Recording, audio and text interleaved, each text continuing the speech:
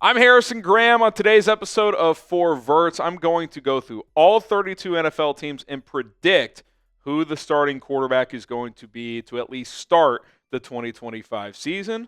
Let's go.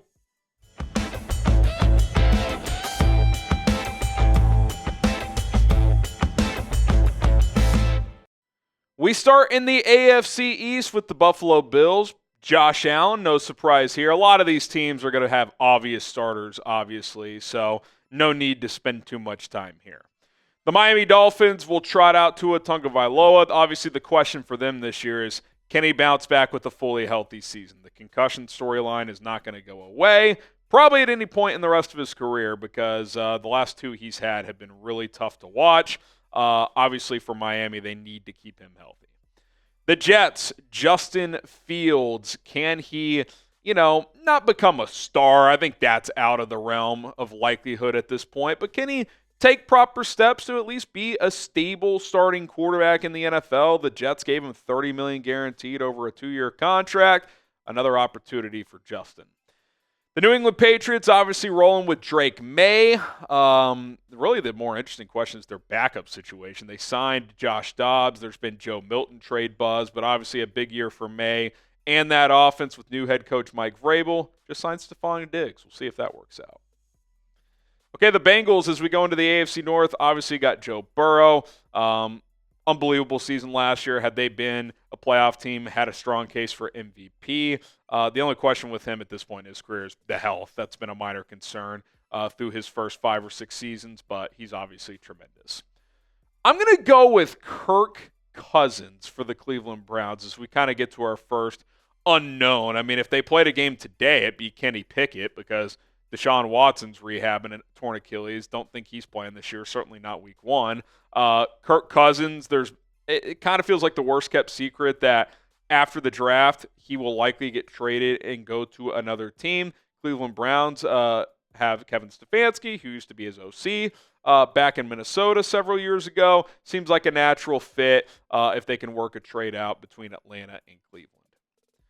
Obviously, Lamar Jackson leading the charge with the Baltimore Ravens. Could have won MVP again last year. I thought he had his best playoff performances as well. Very close to beating the Bills. Obviously, that next step for Lamar and the Ravens is can they break through and get to a Super Bowl?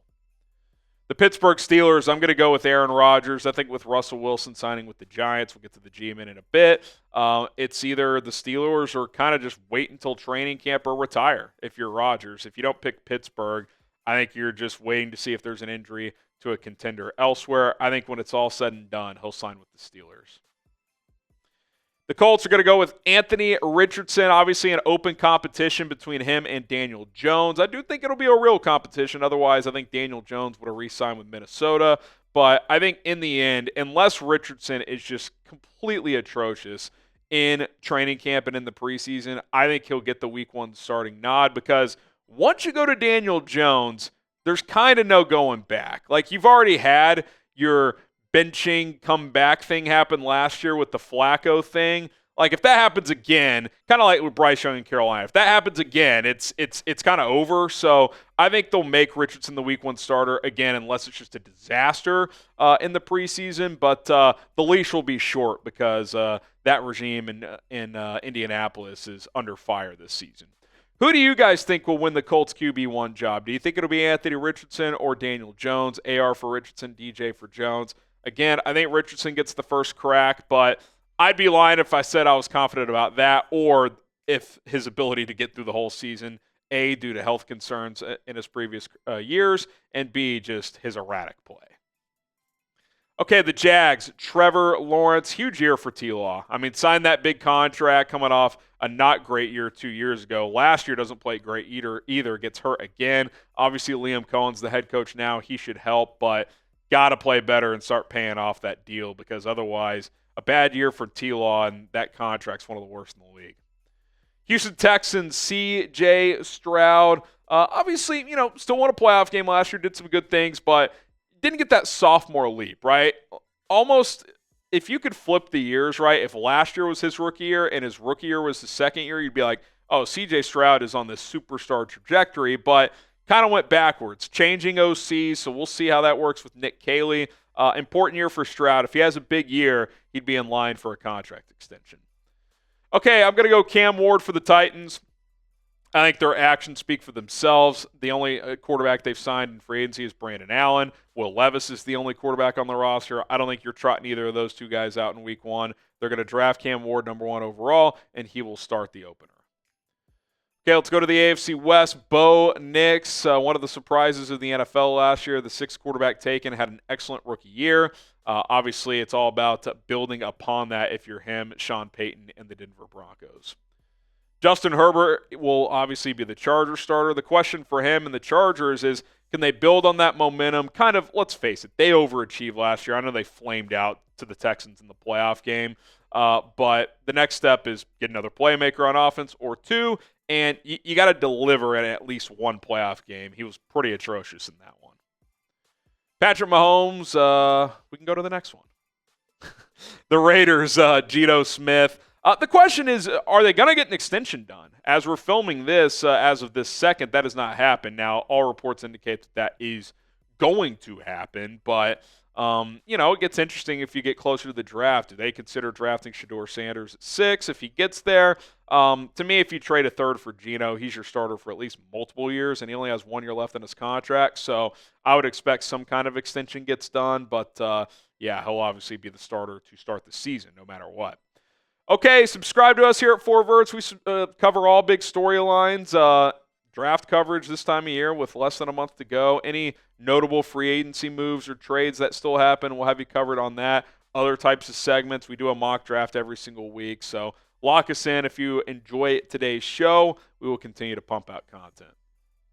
Okay, let's go to the NFC. NFC East, Jaden Daniels obviously had one of, if not the best rookie season ever for a quarterback. Now the pressure is on to do it again because their roster is even better this year, and they have a lot of draft picks. So we'll see if Jaden and company and Cliff and Dan Quinn and those guys can build upon an NFC Championship run. The Dallas Cowboys, Dak Prescott is going to be back and healthy. Obviously, that 4-year, $60 million per year contract kicks in starting this year. A lot of pressure on Dak, a lot of pressure on Brian Schottenheimer to be competitive. Jalen Hurts with the Eagles, obviously coming off that Super Bowl championship. They traded Kenny Pickett, so now Tanner McKee's the backup, but Hurts is obviously ready to rock and roll. Russell Wilson for the Giants. I was scripting this show a couple hours before he signed with the Giants, and I was like, could Russ get squeezed out? Could he be the odd man out in kind of all this quarterback carousel? And 2 hours later, he signed. So obviously not. Unless something bizarre happens, like he's atrocious or there's an injury, he's going to be their starter. $10.5 million guaranteed, up to $21 million in earnings. So it's not huge money, but it's more than Jameis Winston. So unless Jameis just lights it up and Wilson really struggles, he'll at least be the week 1 starter. The looming question is, who drafts Shedeur Sanders? Do the Giants still take him at 3? Do the Browns take him at 2? If the Giants draft him, does Shedeur take over at some point? Will that be an open competition for the week 1 gig? I'd be surprised. I think Russ will start the season as the starter almost no matter what. But I don't know what happens with Shedeur now. I put a mock draft out on Wednesday, and I did not have the Browns or Giants drafting him. If you want to check out who I did have drafting him, go check out that video. And also predict it for us. Which team will draft Shedeur Sanders? If you had to guess right now, who is that team going to be? I really have no idea. It's going to be interesting to watch. Okay, NFC North, Bears, Caleb Williams, year 2 for him. Ben Johnson in the building as the head coach. They've invested in the offensive line. They have another top 10 pick. Got to take a big leap this year if you're Caleb in the Bears offense. The Lions, Jared Goff. Obviously, the big question there is, how do things look without Ben Johnson offensively? How does that team look overall? Aaron Glenn, a few other assistants gone as well. I think Dan Campbell, Jared Goff, and company, they're going to be pretty motivated to prove that, hey, we lost some coaches that are some good coaches, but we're not going anywhere. The Packers, Jordan Love, and he's not in any danger of losing his job or anything, but I do think if you're a Green Bay fan, you were left wanting more last year, right? Because his first year as a starter started really bad, but then the second half of the season, he played awesome. He was really good in the playoffs. And then last year, it just felt like he was kind of stuck in the mud all year. Turnovers crept in. It would be a good game. It would be a not-so-good game. They leaned heavily on Josh Jacobs. So you're paying him to be a big reason why you're winning these games. So we'll see if he can kind of take a leap here in his third year as the full-time starter. J.J. McCarthy for the Vikings, they're not completely shutting the door on another QB entering that room. They obviously have to add somebody, but I do think J.J. will be the starter. I think Minnesota is waiting for after the draft to sign a Joe Flacco or maybe they bring in a Case Keenum or a Ryan Tannehill who they met with because they're trying to work the free agency comp pick formula. If they wait until after the draft, that ends so you can sign someone and it doesn't impact the formula. So I think that's what ends up happening. I don't think Rodgers is going there. So I think when it's all said and done, McCarthy will be the starter. But I think Minnesota is just, instead of coming out and being like, yeah, he's QB1, I do think they're kind of nudging McCarthy like, hey, like you got to earn this a little bit. So we'll see if that ends up playing out. I think it will. Okay, NFC South, obviously Baker with the Bucs, third straight year with a different OC though. Obviously challenging with Liam Cohen leaving, Dave Canales the year before. We'll see how it goes this year, but he's been excellent in Tampa. Falcons obviously turning the page to Michael Penix Jr. The question will be, will Kirk Cousins be the backup? Could he reinsert into the starting lineup at some point if they don't trade him and if Penix struggles? I think it's best for everyone involved if they end up trading Cousins, which is why I have him starting for the Browns. I thought Penix flashed some good things toward the end of last season. So did Bryce Young. Give the kid credit. I mean, listen, most people wrote him off, myself included. And look, I'm still in the camp of he played well enough down the stretch last year where I'm giving him this year, but I'm not exactly like, oh, he's the guy. I just think, third year, let's give him another shot. He improved under Dave Canales last year. I think sitting down for a few weeks behind Andy Dalton was probably a good thing for him. They're looking to add more talent. Let's see what he can do. Clean slate this year after a strong finish to last year. Derek Carr, for now, will be the Saints starter. I wonder if they enter the Shedeur Sanders sweepstakes as a potential draft pick at 9 or in a trade-up, but for now, Carr is their guy. And then finally, the NFC West. Brock Purdy, the big question around him, does he get a contract extension this offseason? They've been shedding money. Obviously, they shipped out Deebo Samuel. There's been chatter about willing to move on from Brandon Ayuk. Javon Hargrave is out. They have some aging players. So 49ers kind of in a bit of a transition year. If it were me, I would play this year out. If he wants to take a little more than what Sam Darnold got or like the Daniel Jones deal from a few years ago, cool. Like I would sign him to that. But I'm not giving him 50 plus. I want to see how he plays this year after he had a down year last year. Cardinals and Kyler Murray, big year for them too. Like here's a little sneak peek kind of prediction. If the Cardinals are not a playoff team this year, I think there's going to be Kyler trade buzz next offseason. Because it's like, how long do you play this out, right? He's a 5'10" quarterback that relies on his athleticism. Like, the longer that goes on, the worse value he has. So, to me, if they win like 7 or 8 games again, because I think they're a team, like year 3 of this regime, the time is now. The Niners appear to be down. The Seahawks just changed quarterbacks. They've made different personnel moves. Sure, the Rams are still good, but you can't be a wild card team. If you're not one this year, I wonder if 12 months from now, Kyler Murray's in a different uniform. Rams with Matthew Stafford, obviously the favorites in that division. He's year to year as well. Keep an eye on them to draft somebody, maybe not in the first round, but perhaps on day 2. They got to start grooming someone behind Matt Stafford, and breaking news, that's not Stetson Bennett.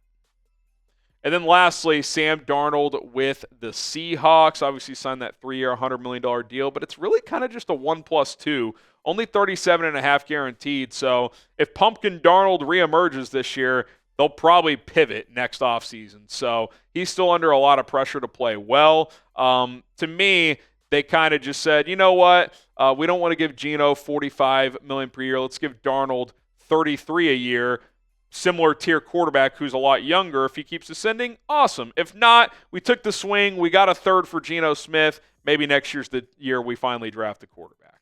All right, that's going to do it for this edition of 4 Verts. My predictions for all 32 quarterbacks to at least start the season in week 1. If you have any thoughts on differing opinions or any bold predictions on the quarterback movement, let me know. Don't forget to subscribe to the channel, and we'll see you guys next time.